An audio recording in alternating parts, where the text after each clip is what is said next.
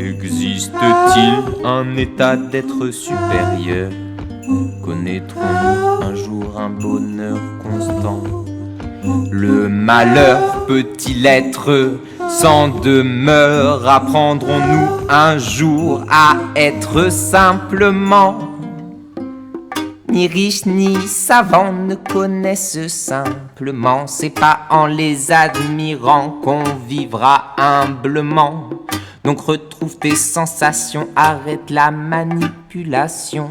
Tu verras apparaître 1000 solutions pour vivre sans oppression. J'admire les nations qui du mensonge font leur pognon. On est tous frères hors de ces cloisons. Les frontières ne sont pas une solution. Par définition, elles impliquent division. Mère de nombreuses tensions, on est en admiration d'avoir trouvé la paix dans la corruption. C'est la tyrannie qui nous maintient en harmonie. Bombe nucléaire pour protéger nos terres.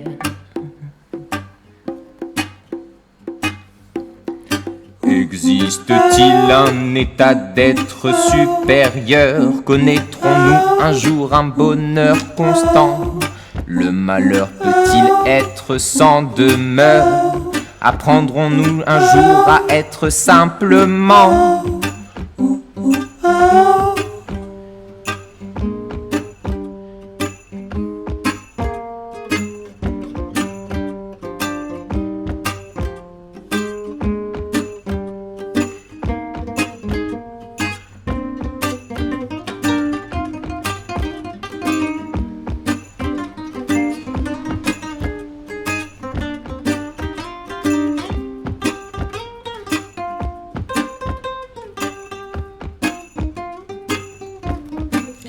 Réservé à une poignée de privilégiés, les inventions de l'humanité sous prétexte d'avoir été créée, on peut tout s'approprier. Mais ne vois-tu pas que tout ça est donné, que la terre pour nous ne cesse de se régénérer? On a beau l'exploiter, elle ne peut nous abandonner. Nous voilà à la maltraiter, elle qui nous a fait à manger. C'est de elle que nous sommes nés avant d'être héritiers de nos parents. On est son enfant.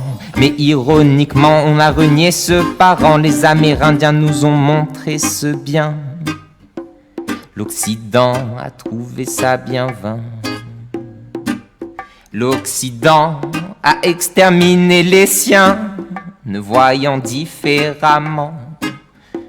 Se voyant différemment, il crut être plus grand. Mais maintenant, il sait qu'à lui-même, il se ment.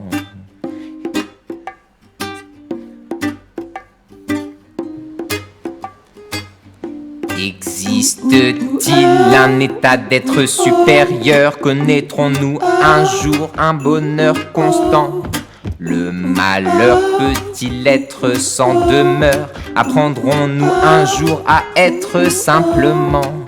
Pourra-t-on un jour vivre en riant des erreurs de nos parents?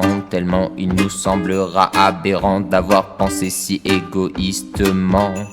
L'homme a-t-il cru sincèrement qu'il pouvait agir sans discernement, écraser, piller sciemment sans penser au testament? J'aimerais vieillir pensant qu'on a commencé à guérir intensément. Certains hommes témoignent de l'existence de l'âme, mais elles nous sont connectées. Ils sont l'amour incarné, mais leur grandeur est invisible à ceux qui ne sont pas sensibles.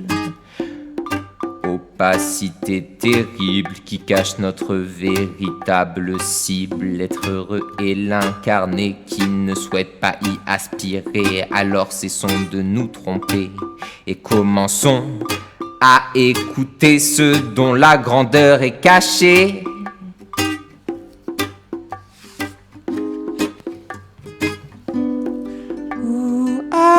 Existe-t-il un état d'être supérieur? Connaîtrons-nous un jour un bonheur constant? Le malheur peut-il être sans demeure? Apprendrons-nous un jour à être simplement